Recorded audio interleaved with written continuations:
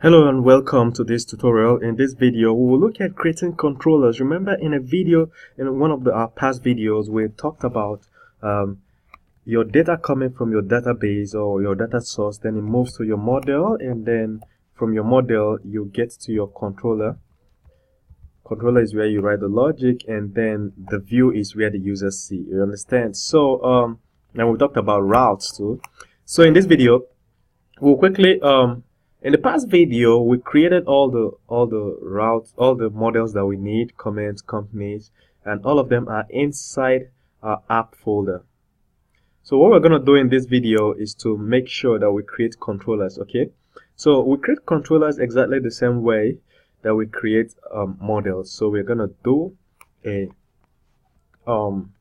PHP artisan make controller, and then we make controllers for each of our models. So for the comments, I wouldn't need a controller for comments.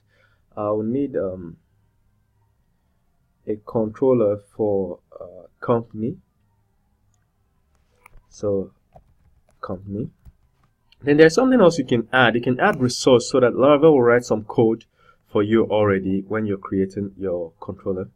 So if you don't add the resource keyword or option, it will just create an empty controller. So I like to have my controller in plural, controller, and then it must end with controller. So it's company's controller, and then we're going to do resource so that Laravel will automatically create all the some default templates for us, template code. So if we go to our app folder right here, go to HTTP, go to controllers, you'll see that Laravel has created a new controller for us, but we need to, it's not showing here because we need to refresh. So now I've refreshed.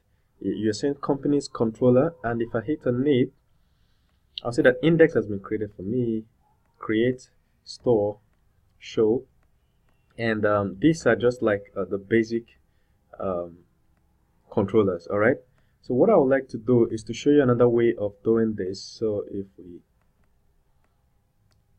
we delete and try that again, what we could have is now let us try and indicate the model. So we can tell it the model equals, and the model is company. We hit enter. It's created, and we go and check it again. So as you can see, it has automatically added the model for us at the top. It has imported the model, and this is just a default empty code for us that we can now start writing on. Now once you create your model, your controller, the next thing you need to do is to create a route for it. So we are going to go to routes. Our route, it's on, I'll just close the migrations, close the database, and our route is right under our resource. So we click on routes, and this is the file we're looking for. And here we're supposed to add the route for our company's controller. All right, so this is what we did in the former videos when we were starting. So right here we're going to add a route for our company's controller. So these routes are just repeating themselves. I'm just going to delete all the routes that repeat themselves. So we're going to do route resource. Then we can, inside the resource, now tell it that we're dealing with the companies, and the company we're dealing with is company's controller, and this pretty much sorts it out. So we're gonna create routes for all the other ones, then we'll create their controllers. I'm just gonna duplicate this, and we create we'll go and look at all the models we need to create routes for. So I'm gonna do for projects, just gonna do projects, and projects. Then we'll do the same thing for role. So I'm going to say roles. I'm going to do one for tasks.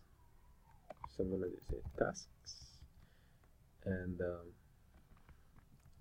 task. So we're going to look at users.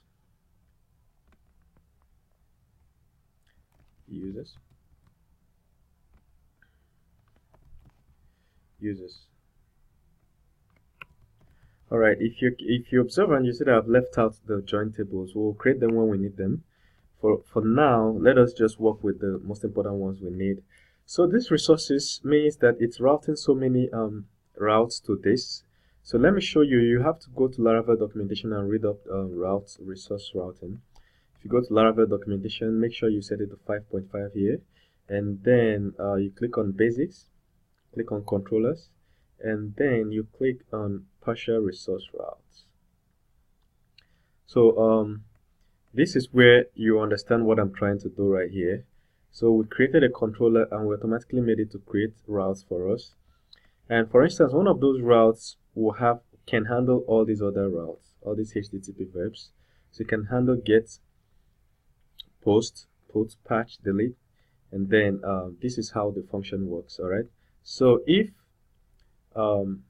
somebody visits, for instance, somebody visits our site.com/companies, they will get a list of our companies because this is it.